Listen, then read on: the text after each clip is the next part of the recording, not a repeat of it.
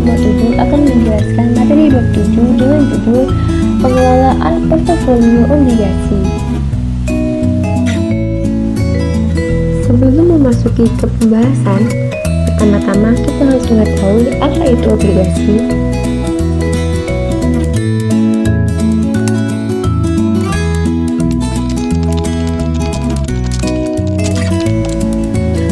Obligasi merupakan suatu surat hutang yang diterbitkan oleh penerbit obligasi kepada pemegang obligasi, beserta perjanjian untuk membayar kembali pokok utang dengan kupon bunga pada waktu yang telah ditentukan. Harga obligasi sangat dipengaruhi oleh tingkat bunga pasar yang berlaku. Jika tingkat bunga pasar mengalami penurunan, maka harga obligasi akan meningkat, sehingga investor akan memperoleh capital gain dari selisih kenaikan harga. Selain itu, tetap dari pendapatan bunga dan pelunasan obligasi pada saat jatuh tempo.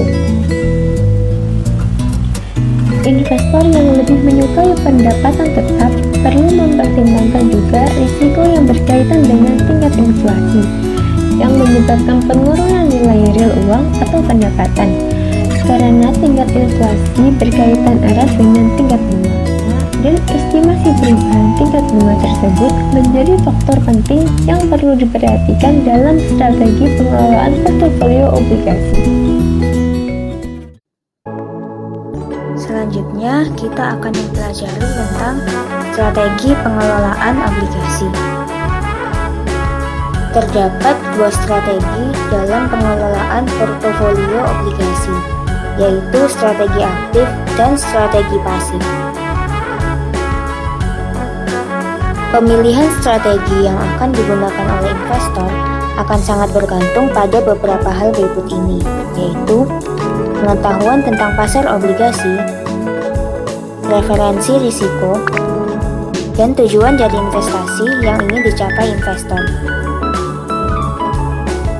Yang pertama, strategi pasif. Dalam strategi ini, investor cenderung pasif dalam melakukan jual beli obligasi. Namun, bukan berarti investor tidak peduli dengan informasi yang berpengaruh terhadap obligasinya. Mereka lebih banyak menganalisa kinerja keuangan dan isu-isu yang berpengaruh terhadap kinerja keuangan sebelum memutuskan untuk membeli obligasi. Setelah itu, investor tidak akan mengikuti pergerakan harga pasar obligasi yang dimilikinya dari waktu ke waktu. Investor yang memilih strategi ini meyakini bahwa harga sekuritas yang ada di pasar sudah sesuai dengan nilai yang diharapkannya. Nah, kira-kira apa sih tujuan dari strategi pasif ini? Adapun tujuan dari strategi pasif adalah untuk memperoleh return portofolio sebesar return indeks pasar dengan meminimalkan kemungkinan risiko dan biaya investasi yang dibutuhkan jika dibandingkan dengan strategi ini. Terdapat dua strategi yang bisa digolongkan ke dalam strategi pasif, yaitu yang pertama, strategi pengindesan.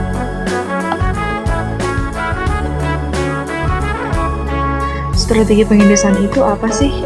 Strategi pengindesan adalah strategi yang mencoba mereplikasi kinerja dari indeks obligasi tertentu yang nantinya menghasilkan portofolio obligasi dan memiliki profil imbalan risiko yang sama dengan indeks pasar obligasi yang dipilih. Dalam praktiknya, strategi ini dapat digambarkan sebagai pembelian instrumen reksadana ataupun dana pensiun oleh investor. Berikut adalah tabel strategi penggusuran sel yang dimana dapat dilakukan dengan membagi indeks ke dalam kelompok-kelompok tertentu dan dengan durasi tertentu pula, kemudian dipresentasikan, lalu dihitung dan dilaporkan. Dan sebagai catatan, bahwa karakteristik kinerja dari portofolio harus sesuai dengan karakteristik indeks pasar. Selanjutnya adalah teknik imunisasi.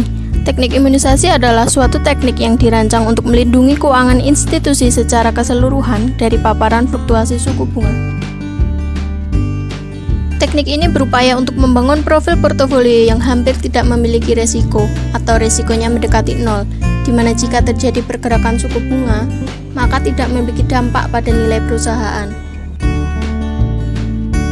Teknik ini bisa dijadikan solusi karena konsepnya adalah dengan cara saling meniadakan pengaruh dua komponen risiko tingkat bunga, yaitu risiko harga dan risiko reinvestasi. Investasi obligasi dapat diimunisasi dengan cara menyamakan durasi obligasi dengan horizon investasinya, atau lamanya waktu yang diinginkan investor untuk mempertahankan obligasinya. Dengan demikian, investor yang membeli obligasi harus melakukan investasi kembali pendapatan bunganya pada tingkat bunga pasar dan kemudian menjual obligasi tersebut pada akhir horizon investasi yang diinginkan. Terdapat dua strategi yang bisa digunakan dalam teknik imunisasi. Yang pertama ada strategi maturitas atau menyamakan waktu maturitas dengan horizon investasi, dan yang kedua ada strategi durasi atau menyamakan durasi dengan horizon investasi. Berikut merupakan gambar dari pertumbuhan biaya investasi, menunjukkan kurva yang mewakili pertumbuhan nilai portofolio dengan tingkat bunga.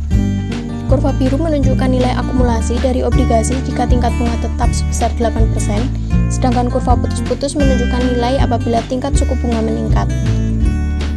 Apabila suku bunga mengalami penurunan, maka future value dari kupon yang diinvestasikan kembali akan turun di titik durasi, dan present value dari kupon dan pinjaman pokok di titik durasi akan mengalami kenaikan. Apabila suku bunga mengalami kenaikan, maka future value kupon yang diterima pada titik durasi akan ikut naik. Hal tersebut disebabkan kupon diinvestasikan kembali pada tingkat bunga yang lebih tinggi.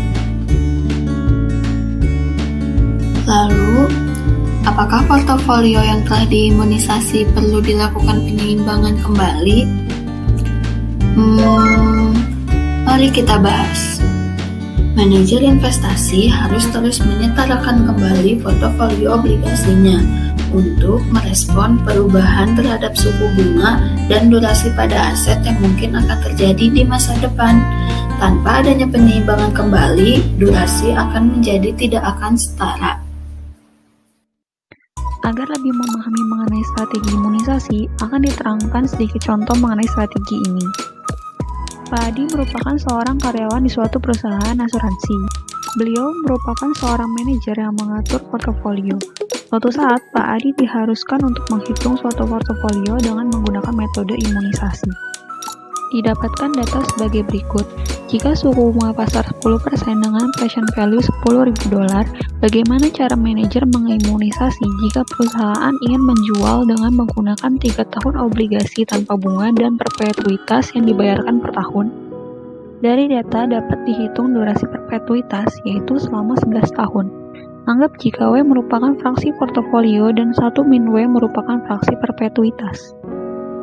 Akan didapatkan rumus dari durasi aset, yaitu W dikali 3 tahun ditambah 1 min W dikali 11 tahun. Karena durasi aset adalah 7 tahun, didapatkan W sama dengan 1/2. Sehingga biaya investasi masing-masing sebesar $5.000 untuk perpetuitas dan obligasi tanpa kupon. Selanjutnya diperlukan rebalancing data. Anggap 1 tahun telah berlalu dan suku bunga tetap sebesar 10%. Dari data sebelumnya, bagaimana pengkajian ulangnya? Present value akan berubah menjadi $11.000 akibat adanya bunga sebesar 10%. Durasi obligasi akan berkurang menjadi 2 tahun, sementara perpetuitas tetap 11 tahun. Dengan menggunakan rumus sebelumnya, didapatkan W sebesar 5/9. Maka didapatkan biaya investasi sebesar $4.888 dan $6.111 untuk perpetuitas dan obligasi tanpa kupon. Bentuk imunisasi yang paling mudah adalah pencocokan arus kas. Contohnya, jika perusahaan diharuskan membayar uang $100 kepada seseorang dalam jangka waktu 10 tahun, maka ia dapat melindungi diri dengan membeli obligasi tanpa kupon dengan jangka waktu 10 tahun dan nilai tebus 100. Dengan demikian, arus kas yang masuk akan sesuai dengan arus kas keluar seperti yang diharapkan, dan perubahan tingkat suku bunga tidak akan mempengaruhi kemampuan perusahaan untuk membayar obligasinya.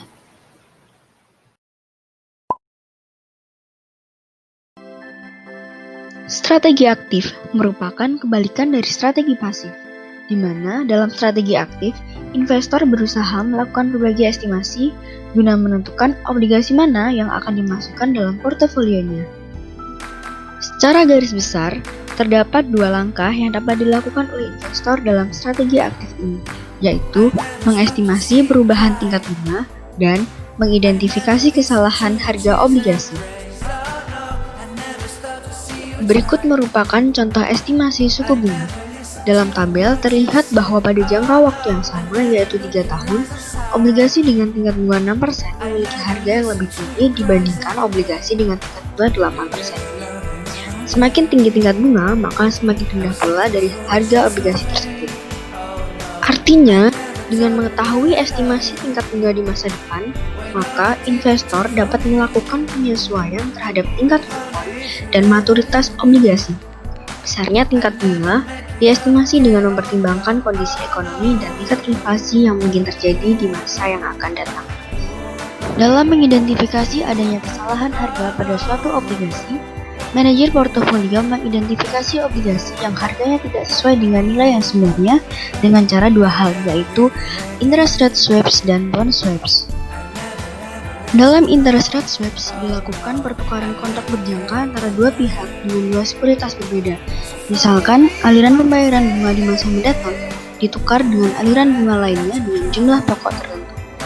Dengan melakukan interest rate swap, investor dapat mengoptimalkan perilaku pergerakan suku bunga acuan. Selanjutnya adalah bond swaps. Dalam bond swaps, seorang investor akan menjual sebuah obligasi dan kemudian akan membeli obligasi lain dari hasil penjualan tersebut. Hal ini dapat disebabkan beberapa faktor, seperti pajak yang lebih rendah, memperpanjang atau mempersingkat usia maturitas, dan antisipasi perubahan suku bunga.